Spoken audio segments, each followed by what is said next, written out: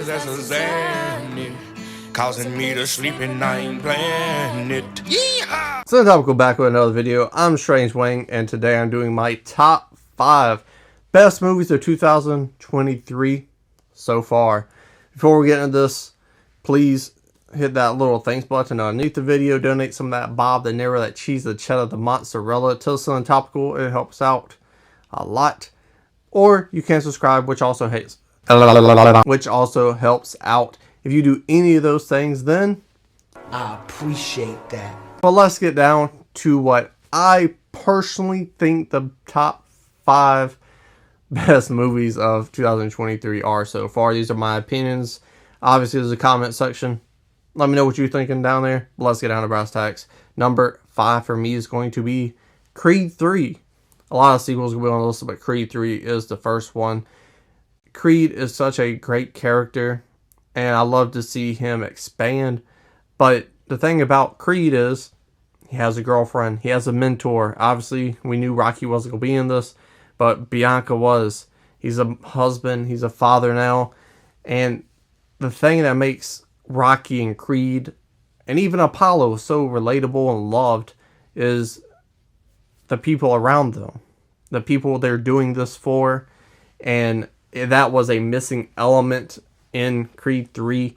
Obviously, Rocky gets cancer. That was the side thing in the first one. Second one was a lot of the Drago stuff. I mean, even in the first one, we had Bianca and her hearing little storyline in there.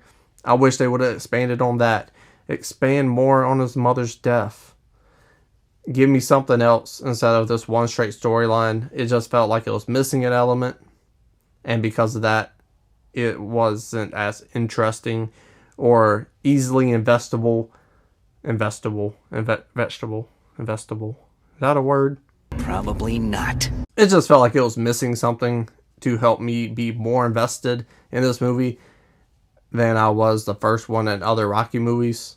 So, loved it. Little mixed on it. And speaking about things that are mixed, that end fight scene, I need to watch this film 1 or 2 more times because I like they did something different. They tried something new. It fit the story. It added details to their fight. But that CGI dome they were in during this fight, I don't know if I like it or not, but that is to be decided. But the missing element, I know how I feel about that. Number 4 is going to be the newest film on my list, and it's going to be Elemental from Disney Pixar. Before I even watched this movie, I didn't know anything about it. I didn't watch a trailer for it. I went in blind as a bat, and I came out thrilled and joyful and just happy I watched this movie because Disney Pixar, they break things down so simple that it's like, okay, I understand the morals and everything, the reminders they're teaching us in this film, but these happy endings are so heartwarming, and these movies, because of the morals and the characters are so fleshed out and detailed, you can't help to be invested in them and their stories and their lives, and it's just a crazy good experience. And how they, one of my favorite things about the film is how they break down race versus culture with the elements. It's extremely smart and creative, and it breaks it down to a point where even someone older can learn something new about the world they live in and take from it. And because of that, I thought this movie was incredible. Am I lying? Number 3 is going to be John Wick Chapter 4, and it is because It's great. it's a John Wick movie. At this point, we know what we're getting, and everything I wanted this movie to be, it delivered. It had an incredibly good action scenes throughout. It had incredible world building throughout. It gave me a decisive ending of the John Wick story. Maybe, probably. I would like to say hopefully. Let the motherfucker rest. But I knew what I was getting with John Wick Chapter 4, and they delivered on it. They did not let me down. So because of that and how great these films are, had to make my top 5 of the year so far. And honestly, all these movies are probably going to be somewhere on my top 10. There's some movies that came out already I didn't get a chance to see yet. A lot of A24 stuff isn't coming to my theater.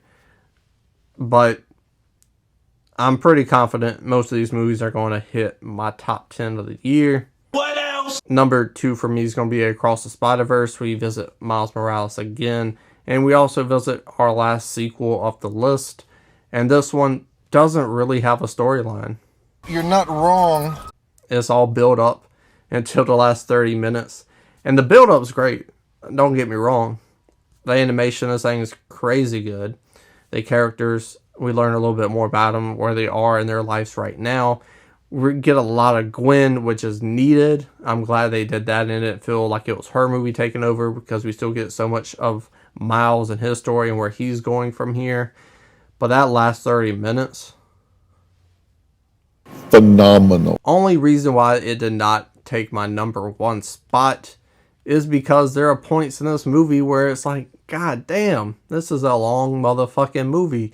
You got another movie. Can you put some of the stuff in that movie? Is this little piece really necessary? I know it's a kid's movie, but fuck Peter Parker's daughter. God damn! Cut those scenes out of here. Shave off 5-10 minutes of the film, dog. You know what I'm saying? The film's too motherfucking long. But it's still phenomenal. It's great. Like, so much damn fun. Number 1, though, is going to be Dear God, It's Me, Margaret. Are You There? Stupid. I went in this movie not even knowing the name. We did a top 5 for it, and I was like, that's a long title. I don't remember all of it. Stupid. And now I can't help to remember this movie because it's so damn good. I love coming to age stories. Coming to age, my favorite film genre of all time. And I'm not a girl, but just being that young, there's so many things crossing over that are relatable to any sex that it's just like, man, I remember these moments. I remember what it was like to be a kid. Because kids are the same. Technology and no technology, there's still so much that overlaps. And even though this movie was set in the 60s or 70s, there is still so much that overlaps and I can relate to. That's fair. And I love coming of age movies because of that. Because it just takes me back to a simpler time. A time where I was actually happy. You know what I'm saying? You didn't have to worry about bills or car payments or looking for a house and shit like that, or looking for a new job. The shit's whack. Growing up, don't do it. Just don't. And this movie, it got me in a little time machine for an hour and a half, 2 hours, and it took me back to a simpler time and put a smile on my face for the whole run time. And it's because of good directing and good acting. Everyone in this film did a great job. And, well, not everyone. Benny Safdie, you're not that good at acting. You and your brother, incredible filmmakers. Love your movies you've directed. And the teacher, I felt like that teacher was written for a completely different movie.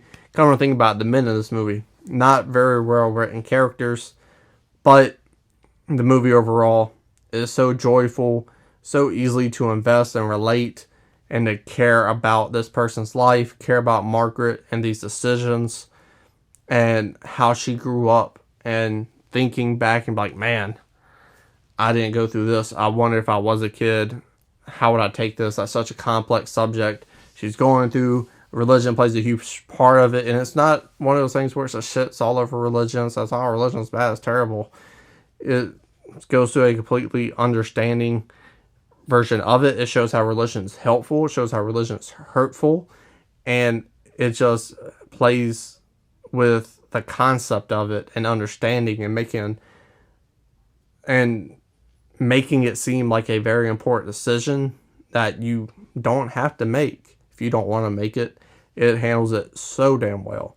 And because of that and the coming day storyline, it made me think, it made me care, it made me laugh, it made me cry. And because of that, Dear God, It's Me, Margaret is my... Are you there? Stupid. It's my favorite film of the year so far. And it's going to be a hard film to beat for sure, but you let Strange Wang know in the comment section below your top 5 favorite movies of 2023 thus far. Scroll back up, hit the like button, share the video, and subscribe. It's not a game, it's a rich thing.